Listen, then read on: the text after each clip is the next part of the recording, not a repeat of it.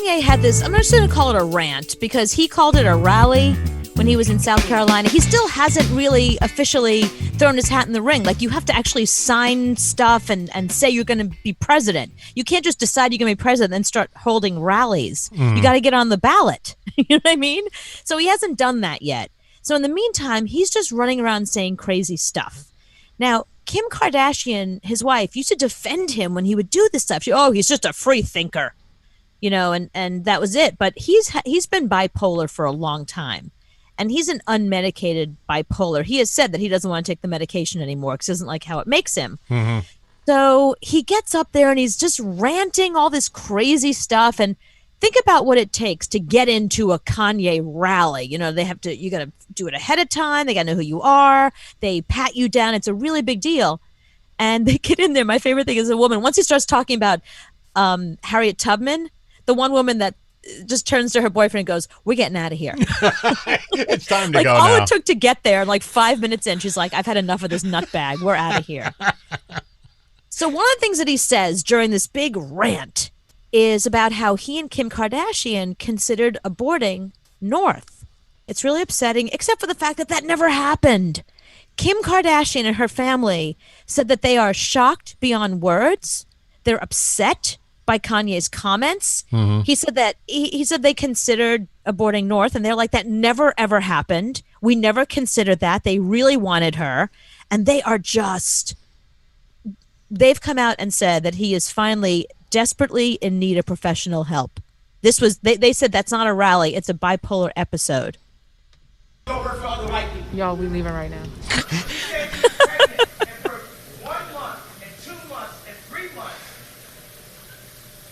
But here's the thing. So after he says it, he has this moment of clarity where he hears what just came out of his mouth, and he actually says, "I wouldn't be surprised if my wife was going to divorce me after making these comments, but I'm still thankful that she had North." Not having this child. She had the pills in her hand. She didn't. None of this happened. And if you take it, it's a wrap. The baby's gone. Yeah, that's it. None of that's true. That was not the plan. I had my leather pants on. What does that have to do? Oh, he's talking about, like, you know, what a D-bag he was. Like, and he's trying to explain he was a D-bag. I wore leather pants. You know what kind of guy wears leather pants. And my favorite part is before he left, he asked Jay-Z to be his running mate. Did he really? Yes. Jay-Z hates him. They haven't spoken in so long. They had this huge falling out a while back. They have not spoken since, you know, but suddenly he's like, "You want to be my running mate?" And Jay-Z's like, "Yeah. Get some medication, dude." Okay, what I don't understand is, so he showed up, there's an American flag behind him, there are curtains behind him, it looks like a rally. Yeah. But there's no mic. There's no microphone amplification at all at this rally. Nobody can hear him. So he's just yelling into a crowd with a bulletproof vest on the whole time. That's right. I love the fact that Kanye West, somebody who has performed in front of millions of people with all kinds of microphones, who understands the concept of getting on a stage. Right. This is not new to him. It's not like he's a journalist and doesn't really know how audio works. I mean, he's literally a rapper and a performer.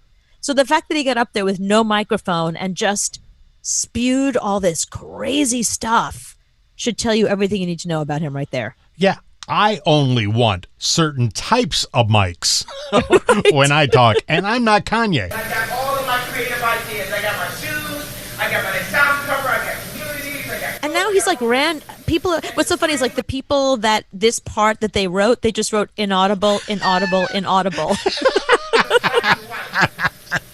Shoes, inaudible. Something else. Inaudible. Inaudible.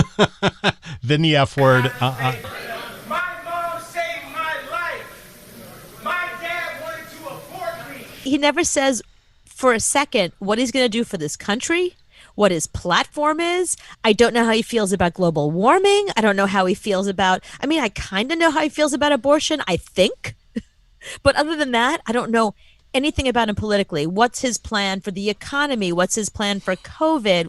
Which is why you cannot take him seriously. This is a guy on Fifth Avenue in Manhattan yelling at a building. Right. You always see that guy just yelling and people kind of around him going, what is this guy talking about? This is pretty much the same thing. Yeah, the guy, because he's rich, he's eccentric.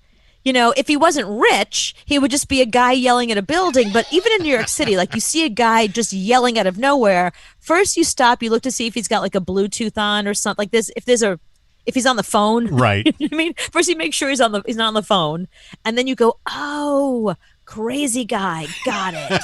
Yelling at the building for no reason. Right. That's exactly what he's doing right now. And I don't know how he got the word out that he's going to be at this place in South Carolina that everybody should show up, but they did.